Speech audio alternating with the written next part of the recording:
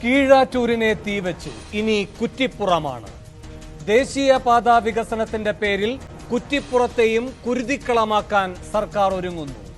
സ്വകാര്യ വ്യക്തികളോ സ്വകാര്യ സംരംഭകരോ അല്ല, സർക്കാർ തന്നെ സാധാരണ ജനത്തെ ഇരകളാക്കി വഴിയിലിറക്കി വിടുന്നു.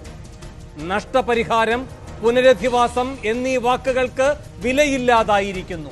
എന്നുവെച്ചാൽ ജീവിക്കേണ്ടവന് വിലയില്ലാതായിരിക്കുന്നു എന്നർത്ഥം. വ്യത്യസ്താഭിപ്രായം പറഞ്ഞാൽ അത് വികസന വിരോധം.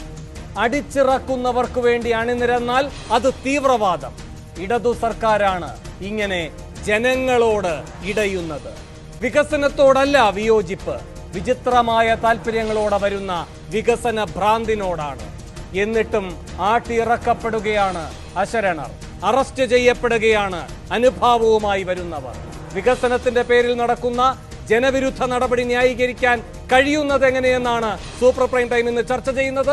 ഒറ്റ ചോദ്യം ചോദിച്ചുകൊണ്ട്, കീഴാറ്റൂർ കടന്ന് കുറ്റിപ്പുറത്തേക്കോ?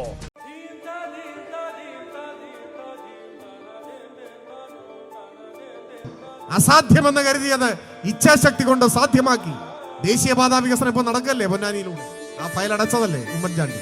കേരളത്തിൽ ദേശീയപാതാ വികസനം പ്രായോഗികമല്ല എന്ന് തീർപ്പ് കൽപ്പിച്ചതല്ലേ? അങ്ങനെ തീർപ്പ് കൽപ്പിച്ചു. National highway authority of India ദേശീയപാതാ വികസനത്തിന് വേണ്ടി തുറന്ന ഓഫീസ് അടച്ചുപൂട്ടി. ഉദ്യോഗസ്ഥന്മാർ മടങ്ങി. അപ്പോഴാണ് ഗവൺമെന്റ് മാറിയത്. നമ്മുടെ ഗവൺമെന്റ് ഒരു വെല്ലുവിളിയാതെ അത് ഏറ്റെടുത്തു. മുഖ്യമന്ത്രി നേരിട്ട് നിരന്തരം ഡൽഹിയിൽ പോയി കേന്ദ്ര ഉപരിതല ഗതാഗത മന്ത്രിയുമായി സമ്മർദ്ദം ചെലുത്തി വാശി പിടിച്ച് സമരം ചെയ്ത് കേരളത്തിന്റെ അവകാശം നേടിയെടുത്തു. അടുത്ത വർഷം ഉദ്ഘാടനം ചെയ്യപ്പെടുക.